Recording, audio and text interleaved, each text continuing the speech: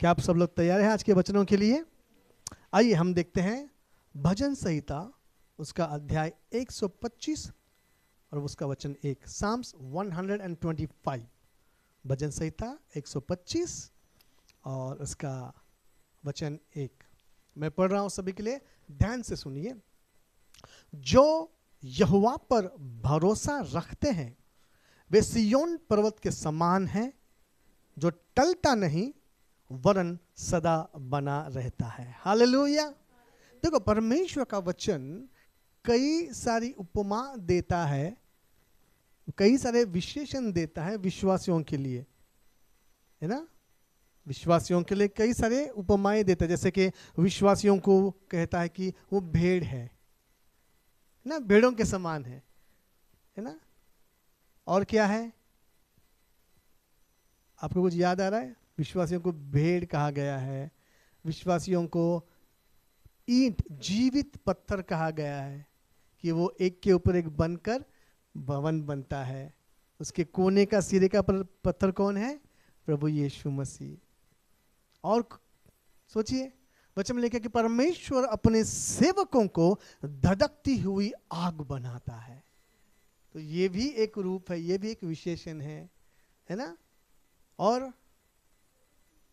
जगत की ज्योति, वंडरफुल, जो प्रभु पर विश्वास करते हैं वो जगत की ज्योति है। और नमक है ना, जो विश्वास करते हैं प्रभु यीशु मसीह पर वो दुनिया के लिए क्या है? नमक के समान है ना। तो आपको समझ में आ रहा है, कई सारी उपमाएं, तो हर एक उपमा से हम एक विशेष गुण, विशेष बात सीख सकते हैं।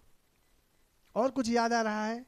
नमक, ज्योति, भेड़, डाली। यीशु मसीह कहता है कि मैं एक दाखलता हूं और मेरा पिता माली है और तुम डालियां हो। हालेलुया, है ना। तो विश्वासी एक डाली के समान है। तो उससे हम एक कुछ विशेष बात को सीख सकते हैं, समझ सकते हैं। और वीर योद्धा, वचन कहता है कि जो विश्वासी है वो एक योद्धा के समान है। हालेलुया, है ना। और यस, कलीसिया, विश्वासी जो है कलीसिया है, एक शरीर के समान है और हर एक कलीसिया का सदस्य एक अंग के समान है और सब मिलकर एक शरीर बनता है। हालेलुया। और वचन कहता है कि तुम पवित्र आत्मा का मंदिर हो। हालेलुया।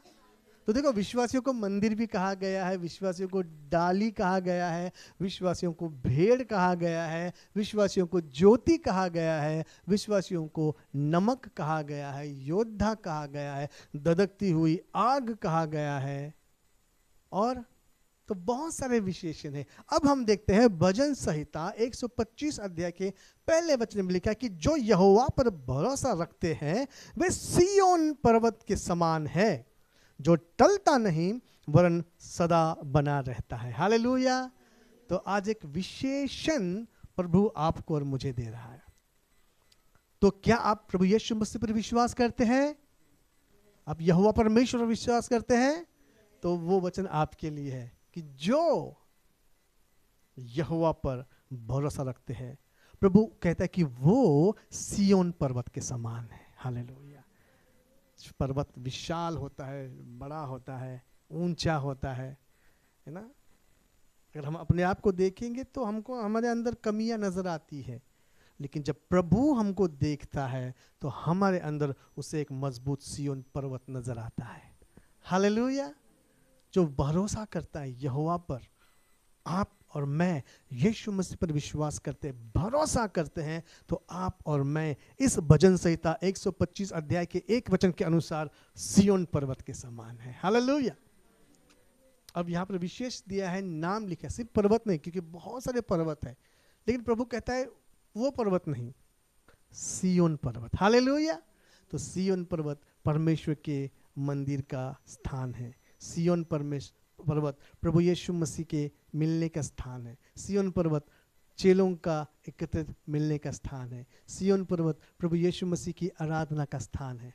हालेलुया। सिय्योन पर्वत प्रभु से जुड़ा हुआ है। आमेन। तो इसलिए आपको और मुझे किसी और पर्वत के समान नहीं कहा गया है, सिय्योन पर्वत के समान प्रभु देखता है, क्योंकि वहां पर प्रभु की उपस्थिति है, हमारे जीवन में प्रभु की उपस्थिति है। आमेन। यस, हम सिय्योन पर्वत के समान है। यस, इतना समझ में आ गया। अब उस पर्वत की विशेषता देखते हैं। प्रभु का वचन कहता है कि जो यहोवा पर भरोसा रखते हैं वे सिय्योन पर्वत के समान है जो टलता नहीं। हालेलुया। तो उसकी विशेषता क्या है? जो टलता नहीं और वरन सदा बना रहता है। हालेलुया। वो सदा बना रहता है, वो टलता नहीं, वो सदा बना रहता है। बोलिए, मैं सिय्योन पर्वत के समान हूं, मैं टलता नहीं, मैं सदा बना रहता हूं। हालेलुया। भले आप अपने आप को इस तरीके से, इस नजरिए से न देखते हो या इस नजरिए से कभी सोचा नहीं हो, लेकिन परमेश्वर आप सभी को और मुझे इस नजरिए से देखता है कि ये सिय्योन पर्वत के समान है, ये कभी टलेगा नहीं, ये सदा बना रहेगा। हालेलुया। आमीन। तो ये दो चीजें आपके ध्यान में आ गई। अब देखते हैं कौन सी बात से टलता नहीं। अभी टलने वाली कौन सी बातें हैं? जैसे बच्चे में लिखा कि रात ढल जाएगी, फिर एक नई सुबह होगी। रात हमेशा बनी रहती है या नहीं? वो टल जाएगी। दुख की घड़ी टल जाएगी, है ना? दुख की घड़ी टल जाएगी, सुख आएगा। तो टलने वाली कौन सी बात है? हम लोग कहते हैं ना कि ये दुख का समय निकल जाएगा, वो टलने वाला है, निकल जाएगा। परीक्षा टल जाएगी। हालेलुया। अब आप और मैं सिय्योन पर्वत के समान है, हम टलते नहीं। कौन सी बात में? तो जो विश्वासी है वो अपनी जुबान से टलते नहीं। हालेलुया। अगर एक विश्वासी होने के नाते आपने किसी से कुछ वादा किया है, आप उसको पूरा करते हैं, क्योंकि आप सिय्योन पर्वत के समान हैं, आप टलते नहीं। दूसरे शब्दों में, आप मुकरते नहीं। मैं ये करूंगा, मैं वो दूंगा, मैं ऐसा करूंगा, ऐसा बोलते हैं, लेकिन लोग टल जाते हैं। मजबूरी हो सकती है या जानबूझ के हो सकती है या मन बदल गया हो सकता है, लेकिन वो बातें करते नहीं है जो बोली गई है ना? और हमने बड़े बड़े नेताओं को वो देखा है, हम ये करेंगे, हम वो करेंगे, बोलते हैं लेकिन टल जाते, टलते हैं, क्योंकि वो सिय्योन पर्वत के समान नहीं है। लेकिन अगर विश्वासी आप हैं, आप यहोवा पर भरोसा करते हैं, तो सबसे पहली बात, आप और मैं अपनी जुबान से टलेंगे नहीं। हमने जो बोला है हम करते हैं। क्यों? पता है, क्योंकि हम विश्वासी हैं। हम बोलने से पहले सोचते हैं। हालेलुया। हम सोच समझकर बोलते हैं। कुछ वादा जब करने से पहले हम सोचते हैं कि मैं कर पाऊंगा क्या, मेरी करने की इच्छा है, मेरी करने की कुव्वत है, करने की ताकत है, हाँ, तो हम कहते हैं कि यस हम करेंगे, और हम टलते नहीं। लेकिन वचन में लिखा है कि मूर्ख बिना सोचे समझे उत्तर देता है, हाँ मैं कर दूंगा, हाँ मैं आ जाऊंगा, मैं हाँ दे दूंगा, लेकिन बालते वो आगे बोलता है मेरे पास तो है ही नहीं, मैं कहाँ से दूंगा। तो भाई पहले सोच कर बोलना चाहिए ना। आमीन। तो विश्वासी जो है वो सोच समझ कर बोलता है, इसलिए जब वो बोलता है उसको पता है कि मैं कर सकता हूं। हालेलुया। तो पहली बात, प्रभु का वचन कहता है कि जो यहोवा पर भरोसा करता है वो सिय्योन पर्वत के समान है, जो टलता नहीं वरन बना रहता है। इसका मतलब पहली बात, मैं और आप, अभी आप प्रभु हमसे बात कर रहा है, हमने जो किसी को बोला है, वादा किया है, प्रभु से कुछ वादा किया है, अपने दोस्त से वादा किया है, पति ने पत्नी से वादा किया है, पत्नी ने पति से वादा किया है, बहन ने भाई से, भाई ने बहन से, जो भी, अंकल ने आंटी से, आंटी ने अंकल से, आपने कुछ वादा किया है, कुछ बोला है, कृपया टलना नहीं। हालेलुया। क्यों? क्योंकि हम विश्वासी हैं। हालेलुया। समझ में आ गया? यस। तो प्रभु आपको मौका दे रहा है कि याद करे, क्या आपने कभी किसी को कोई वादा किया है? याद आता है तो उसे पूरा करें, है ना? कभी कभी भूल जाते हैं, कभी कभी रह जाता है, लेकिन प्रभु अगर याद दिलाता है तो उसे याद करके उनसे बात करे और वो वादा पूरा करे, क्योंकि हम विश्वासी हैं, हम सिय्योन पर्वत के समान हैं, हम टलते नहीं और हमारी ज़बान टलती नहीं। हालेलुया। आमीन। दूसरा, हमारा स्थान, है ना? हमारा स्थान, मराठी में एक कहावत है, कभी तळ्यात कभी मळ्यात, कभी इधर कभी उधर। लेकिन जो विश्वासी है, इधर है तो इधर है, उधर है तो उधर है। मूसा ने कहा मैं हमारे यहोवा परमेश्वर की सेवा करूंगा, जो मेरे साथ है वो इस जगह आ जाए, और जो लेवी थे वो उसके पीछे आए।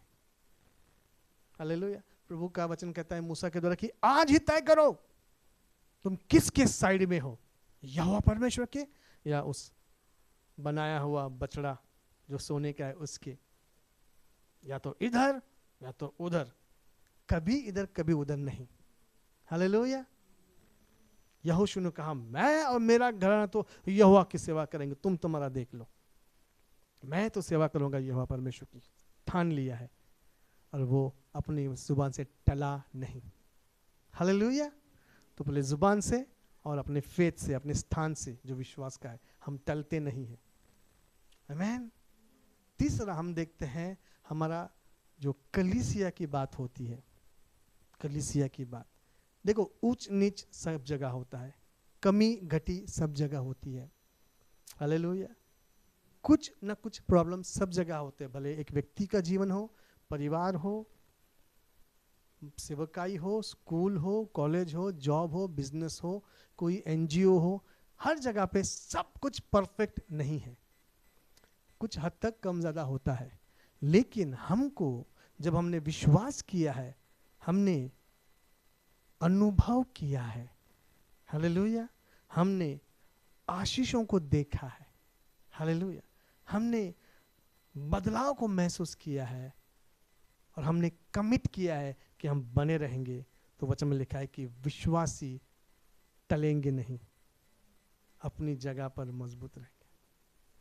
हालेलुया। तो जिस कलीसिया में हम हैं, जहाँ से हमें आशीष मिलता है, जहाँ से वचनों की गहराई समझ में आती है, जहाँ आकर हम प्रभु की उपस्थिति को महसूस करते हैं, जहाँ पर प्रेम महसूस होता है, दिखावटी नहीं लेकिन सच्चा प्रेम। हालेलुया। जहाँ पर हमारी गलतियों को हमको दिखाया जाता है प्यार से, अगर हम माने तो अच्छी बात है, नहीं माने तो डांटा भी जाता है, और डांट कर भी नहीं माने तो थोड़ा सा सजा भी दी जाती है। ऐसी जगह जहाँ आपको उन्नति होती है, आशीष मिलता है, शांति मिलती है, चंगाई मिलती है, प्रेम मिलता है, सवालों का जवाब मिलता है, वहाँ पर हमको बने रहना है। हालेलुया। अब मैं किसी विशेष व्यक्ति से नहीं कह रहा हूँ, मैं सभी से कह रहा हूँ, क्योंकि प्रभु का वचन मेरे लिए भी है, आपके लिए भी है। हालेलुया। तो कलीसिया में, जिस कलीसिया में हम हैं, बने रहिए। अगर हम यहोवा पर भरोसा करते, हम टलेंगे नहीं, हम बने रहेंगे। हमें कुछ बातें होती है, हमको बात करके सॉर्ट आउट करना है। हालेलुया। बातचीत से सारी बातें क्लियर हो जाती है। प्रभु का वचन कहता है कि अपने हृदय को यहोवा के सामने उंडेल के रखो, वो सुनने को तैयार है और वो क्लियर करेगा। वैसे ही कुछ बातें आपको खटकती है, पास्टर से बात करना है। जो बहनें हैं, पास्टर की वाइफ जो है वो भी एक पास्टर है, उनसे बात करना है, दिल खोल के बात करना है, आपको क्लैरिफिकेशन मिलेगा। हालेलुया। मरहम मिलेगा, कभी छड़ी भी मिलेगी, कभी चॉकलेट भी मिलेगा, है ना, लेकिन आपको बने रहना है, तो तभी उन्नति होगी। हालेलुया। धन्य है वे जो यहोवा पर भरोसा रखते हैं, वे सिय्योन पर्वत के समान है, वो टलता नहीं वरन बना रहता है। हालेलुया। एक पति पत्नी प्रभु यीशु पर विश्वास करते हैं, उनको अपने शादी में बने रहना है। आजकल बहुत कॉमन हो गया, छोटी छोटी बात पर झगड़ा हो जाता है, अलगाव हो जाता है और डिवोर्स कर लेते हैं, नहीं रहना है इसके साथ। लेकिन जो सिय्योन पर्वत के समान है वो टलते नहीं। इसलिए प्रभु का वचन कहता है जब आपने शादी की है, आपको अलग नहीं होना है। हालेलुया। साथ में रहना है, क्योंकि आप विश्वासी हैं और आपको प्रभु कहता है आप सिय्योन पर्वत के समान हैं, आप टलते नहीं, आप बने रहते हैं। शादी के जो आपका पवित्र बंधन है उसमें बने रहो। कुछ ऊंच नीच हो जाता है, बात करो, सॉर्ट आउट करो, अपने आप में थोड़ा बदलाव लाने का प्रयास करो। पास्टर से बात करो, पास्टर की पत्नी से बात करो, काउंसलिंग लो, सबको बोलो, प्रार्थना में याद रखे, लेकिन शादी का रिश्ता तोड़ो मत। प्रभु की नज़र में वो ठीक नहीं है। हाँ, अगर कोई भी एक व्यक्ति जो शादीशुदा है, अगर वो धोखा देता है, पति के अलावा किसी और के साथ संबंध रखता है, पत्नी के अलावा किसी और के साथ संबंध रखता है, तो प्रभु का वचन कहता है कि इसी हालत में केवल आप अलग हो सकते हो। लेकिन अलग होने के बाद आपको दूसरी शादी नहीं करना है, अलग रहना है। फिर आपको पता चला गया अलग रहना बहुत मुश्किल है, अकेले रहना बहुत मुश्किल है, फिर प्रभु कहता है कि फिर समेट कर लो, वापस आओ, समेट कर लो, दूसरी पत्नी दूसरा पति मत करो, प्रभु का वचन कहता है। लेकिन लोग मानते नहीं है। अगर यस कठिन है अकेले रहना, प्रभु का वचन कहता है कि मनुष्य अकेला रहे ये अच्छा नहीं, इसलिए आदम के लिए हवा को बनाया। लेकिन ये आदम और हवा जो आज के हैं वो एक दूसरे से एडजस्ट नहीं कर पा रहे हैं, प्रॉब्लम है, तो अलग हो जाओ, लेकिन दूसरी शादी नहीं करना है। आपको वो तकलीफ महसूस होने दो, अकेले रहना बहुत मुश्किल है, बहुत कमी है, बहुत प्रॉब्लम है, तो क्या करो, अपने हृदय को साफ करो, थोड़ा सा झुक जाओ, थोड़ा नरम हो जाओ और पहले उस साथी के साथ ही समेट करो। इसमें प्रभु की आशीष है। जो विश्वासी है, जो यहोवा पर भरोसा करते हैं, वो सिय्योन पर्वत के समान है, वो टलते नहीं, बने रहते हैं, शादी के बंधनों में बने रहते हैं। हालेलुया। यस, प्रभु किसी से बात कर रहा है, ऑनलाइन भी जो है उनसे भी प्रभु बात कर रहा है, अलग नहीं होना है। आमीन। और कौन सी जगह है जहां पर टलने की बात होती है? मैंने पहले कहा, एक जुबान वादा किया हुआ निभाना है, दूसरा कलीसिया सेवकाई बने रहना है। कुछ बात है खटकती है, बात करो। शादी कुछ बात खटकती है, बात करो। वचन में लिखा है प्रेम सारे अपराधों को ढांप देता है। अगर आप किसी के किसी अपराध को माफ नहीं कर पा रहे, इसका मतलब है आपका प्रेम उस लेवल तक नहीं पहुंचा है। या ऐसा भी हो सकता है कि आपने प्रेम किया ही नहीं। अगर प्रेम किया होता तो माफ करते, अगर प्रेम किया होता तो बात करते, अगर प्रेम किया होता तो खुद एडजस्ट करते, अगर प्रेम किया होता तो थोड़ा पीछे हटते, प्रेम किया होता तो थोड़ा झुकते। लेकिन न झुकते हैं, न पीछे हटते हैं, न बात करते हैं, तो डाउट है प्रेम था कि नहीं था। क्योंकि प्रेम क्या करता है? सारे अपराधों को ढांप देता है। प्रेम क्या करता है? केवल अपनी भलाई नहीं चाहता, सामने वाले की भी भलाई चाहता है। प्रेम क्या करता है? केवल अपनी नहीं, लेकिन दूसरे की उन्नति चाहता है। और ऐसा कौन बर्ताव करते हैं? जो यहोवा पर भरोसा करते हैं पूरे हृदय से और उसकी बातों को मानते हैं। हालेलुया। समझ में आ रहा है? यस।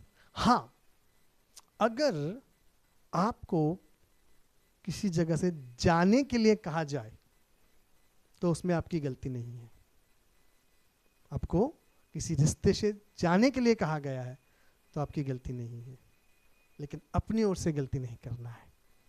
धन्य है वे जो यहोवा पर भरोसा रखते हैं, वे सिय्योन पर्वत के समान है जो टलता नहीं वरन सदा बना रहता है। हालेलुया। वचन 2 लिखा है कि जिस प्रकार यरूशलेम के चारों ओर पहाड़ है, उसी प्रकार यहोवा अपनी प्रजा के चारों ओर अब से लेकर सर्वदा तक बना रहेगा। हालेलुया। सभी लोग इस प्रकार से करेंगे, बोलिए चारों ओर। तो यहोवा परमेश्वर हमारे चारों ओर है। कैसे? पर्वत के समान। आमीन। पर्वत के समान। अब देखिए, आप इमेजिन करो कि एक गांव बसा हुआ है, उसके चारों ओर पर्वत है। तो उस गांव में 2 प्रकार के लोग हैं। एक ये कहते हैं कि अरे हम कैसी जगह रहते हैं, सब आजू बाजू में पहाड़ी पहाड़ है, हमें दूसरी जगह क्या हो रहा है दिखाई नहीं देता, वहां पर क्या है हमको दिखाई नहीं देता, हम आगे बढ़ ही नहीं पा रहे क्योंकि पहाड़ है, ऊंचा ऊंचा चढ़ नहीं सकते, ये पहाड़ हमें रोकता है, हमारी प्रगति को रोकता है, हमारी उन्नति को रोकता है, दूसरी जगह क्या हो रहा है हमको मालूम नहीं पड़ रहा है, ये पहाड़ रुकावट है, हमें बढ़ना है आगे, बट ये पहाड़ रुकावट है। यहां देखो पहाड़, यहां देखो पहाड़, आगे क्योंकि घेरा हुआ है ना। तो कुछ लोग नेगेटिव है, वो हमेशा जो पहाड़ी है असल में ये पहाड़ी उनकी सुरक्षा करती है। हालेलुया। शत्रुओं से सुरक्षा करती है, तूफानों से सुरक्षा करती है, जंगली जंतुओं से सुरक्षा करती है। हालेलुया। पहाड़ी के ऊपर उनकी भेड़ बकरियों के लिए चारा मिलता है, जिनसे उनको दूध मिलेगा। दूसरे लोग हैं जो ये कहते कि आहा, मैं कितनी सुंदर जगह पे हूँ, चारों ओर पहाड़ी है, ये हमारी रक्षा करती है। दूसरे बुरे और गलत और शत्रुओं को हमारे पास आने नहीं देती है, ये पहाड़ी हमें रक्षा करती है। हालेलुया। दिन में जब धूप आती है तो ये पहाड़ी हमें छाव देती है, तूफान आते हैं तो ये पहाड़ी हमारी रक्षा करते हैं, हमारे घरों को बर्बाद होने से बचाती है। तो वचन कहता है कि जिस प्रकार यरूशलेम के चारों ओर पहाड़ है, उसी प्रकार यहोवा अपने प्रजा के चारों ओर अब से लेकर सर्वदा बना रहेगा। अब आप पर निर्भर करता है, आप क्या सोचते हो? इस पहाड़ी को रुकावट समझते हो या पहाड़ी को सुरक्षा की दीवार समझते हो? हालेलुया। आमीन। आप उस पहाड़ियों के अंदर रहोगे, सुरक्षित रहोगे, तूफानों से बचोगे, धूप से बचोगे, शत्रुओं से बचोगे। हालेलुया। बरसात होती है पहाड़ियों के ऊपर, वो पानी जो है नदी के रूप में बहता है, जो नदी गांव में आती है, जो सारे पानी की जरूरत को पूरा करते हैं। हालेलुया। आमीन। तो परमेश्वर ने जब कहा यरूशलेम की रक्षा करने के लिए, पहाड़ी का वर्णन, आज कलीसिया भी एक पहाड़ी के समान है जो आपके चारों ओर प्रार्थना से आपको घिरा रखते हैं। हालेलुया। समय पर आने के लिए कहते हैं, ये ना समझना कि क्या है, कभी भी बुलाते हैं, समय पर आने के लिए बोलते हैं। हम यहाँ 10वां हिस्से की तो बात नहीं करते, लेकिन अगर कुछ ज़रूरत है कलीसिया की तो हम दिल खोल के बोलते कि ये ज़रूरत है, अगर आप कुछ कर सकते हैं, करना चाहते तो ज़रूर करें। मैं प्रभु का धन्यवाद करता हूँ कि वो मांगने वाला कलीसिया नहीं है हमारा। हालेलुया। बट हमारा कलीसिया देने वाला है। पिछली बार जब मैंने कहा कि हमने एनवलप बनवाया है जिस पर होली ग्राउंड मिनिस्ट्री का टाइटल और नाम लिखा है, मैंने कहा ये एनवलप पैसा मांगने के लिए नहीं है, पैसा देने के लिए। हालेलुया। आमीन। तो ये कलीसिया पहाड़ी के समान है जो प्रार्थना से आपको घेरा रहता है। इसलिए आज प्रोफेटिकली एक गीत हमको मिला, तूने मुझे आगे पीछे घेर रखा है, अपना हाथ मुझ पर रख के रहता है। ये वचन सुबह प्रभु ने दिया और इस गीत के माध्यम से मुझे कंफर्मेशन मिला और सिस्टर आपको दर्शन मिला। वो आइलैंड का सुरक्षा का है। नारियल पानी एक ऐसा है जैसे सलाइन लगाते हैं बॉडी में, पूरा ब्लड में मिल जाता है बिना किसी हार्म के, वैसे नारियल पानी पीने के बाद वो हमारे ब्लड में सीधा निकल जाता है और हमें शक्ति प्रदान करता है। हालेलुया। तो वो फ्रेश हरा है, फ्रेश है। प्रभु का वचन फ्रेश आपको इस यहाँ जगह मिलता है। आइलैंड है, आइसोलेटेड है, लेकिन छोटा है, लेकिन आपको हरा भरा भोजन मिलता है। हालेलुया। यस, ये प्रभु ने आपको दिखाया है। ये सब ताली बजा सकते हैं। और आपके द्वारा जो सुनने वाले हैं उनको भी प्रभु ने कहा है कि डोंट वरी, और वो ज़रूरत के हिसाब से आपको मिलेगा। जिसको ज़्यादा ज़रूरत है उसको ज़्यादा मिलेगा। हालेलुया। फ्रेश मिलेगा। आमीन। आपको आगे बढ़ना है। धन्य है वे जो यहोवा पर भरोसा रखते हैं, वे सिय्योन पर्वत के समान जो है, जो टलता नहीं, उन सदा बना रहता है। जिस प्रकार यरूशलेम के चारों ओर पहाड़ है, उसी प्रकार यहोवा अपने प्रजा के चारों ओर अब से लेकर सर्वदा बना रहेगा। आमीन। क्योंकि दुष्टों का राजदंड धर्मियों के भाग पर बना न रहेगा, ऐसा न हो कि धर्मी अपने हाथ कुटिल काम की ओर बढ़ाए। जो बने रहते हैं उनके ऊपर दुष्ट का राजदंड नहीं चलेगा। हालेलुया। अभी सिस्टर एन आपको प्रॉफिटिकली ये चीज़ को लेना है। आप बने हैं, बने रहना है, तो होगा ये, जहां आप काम करते हैं वहां पर दुष्ट विचार वाले लोग आपके ऊपर अधिकार नहीं करेंगे। राजदंड, दुष्टों का राजदंड आपके ऊपर नहीं चलेगा। जहां आप काम करते हैं, हो सकता है औरों के साथ गलत व्यवहार वहां पर हो, लेकिन आप बने हैं और परमेश्वर के उस पहाड़ी के बीच में अपनी इच्छा से समर्पित है, उस सुरक्षा में है, वो ताज़ा पानी अब पीते हैं जो वचनों का है, तो वचन में लिखा है कि दुष्टों का राजदंड नहीं चलेगा। हालेलुया। परमेश्वर छुड़ाएगा, या उनको बदल देगा, या आपको वहां से निकाल देगा, लेकिन दुष्टों का राजदंड नहीं चलेगा।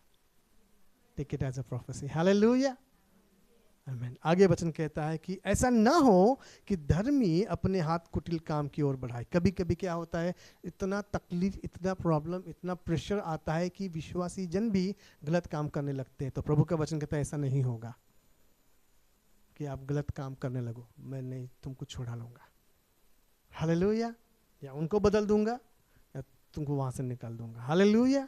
तो ये हम सभी के लिए है, हमारे ऊपर दुष्ट का राजदंड नहीं चलेगा, हमारे ऊपर प्रभु यहोवा का न्याय का राजदंड चलेगा।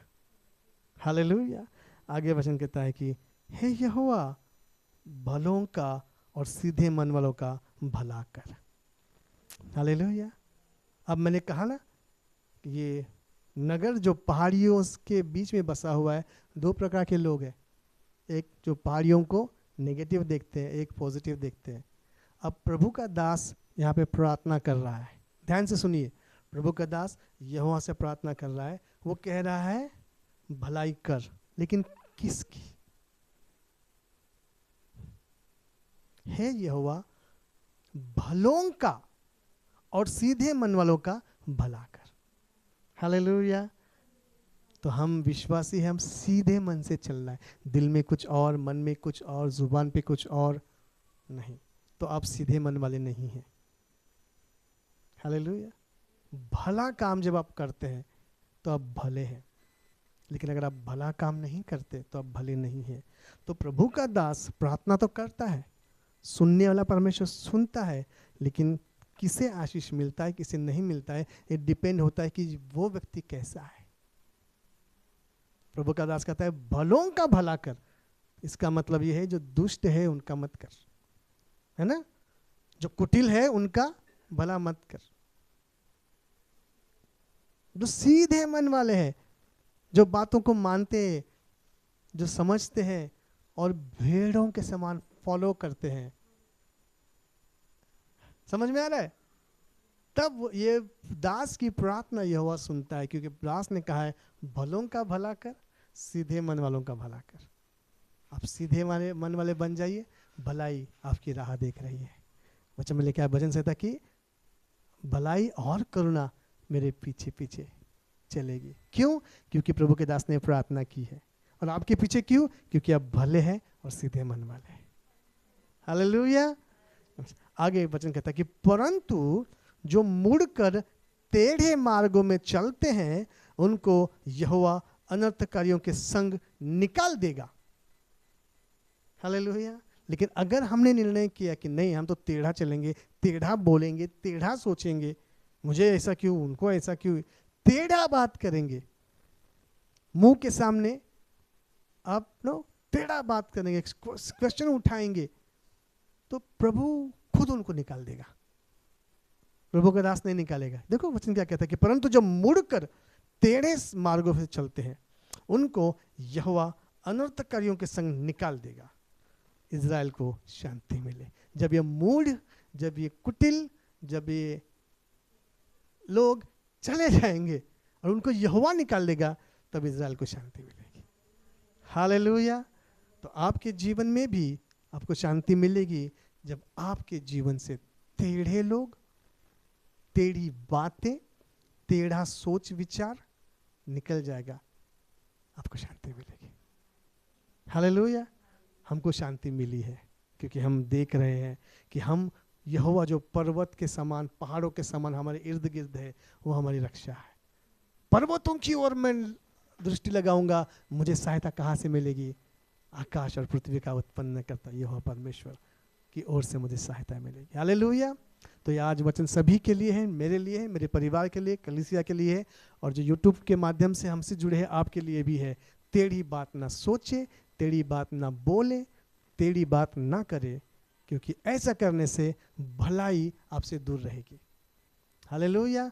और जो पहाड़ी है वो हमारी सुरक्षा के लिए, जो दीवार है हमारी सुरक्षा के लिए, उसमें बने रहे। पिता, मैं धन्यवाद करता हूँ इन वचनों के लिए।